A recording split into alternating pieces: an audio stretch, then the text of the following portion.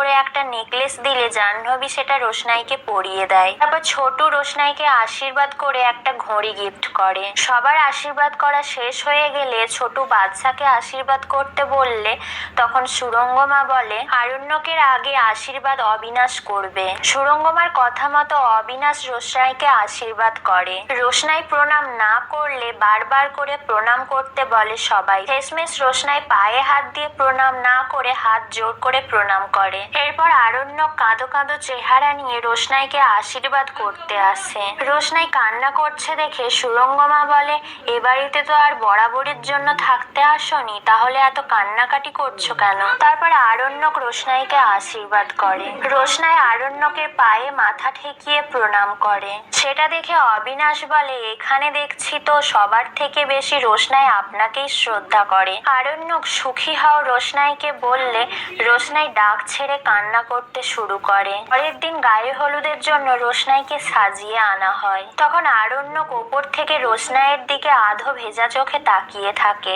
ছোট আরণ্যককে মন খারাপ করে থাকতে দেখে জিজ্ঞাসা করে কি হয়েছে?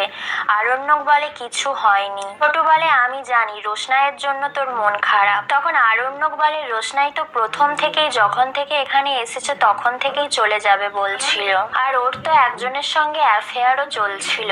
এসব বলে তার মন খারাপের কথাটা ছোটুর কাছ থেকে লুকিয়ে ফেলে।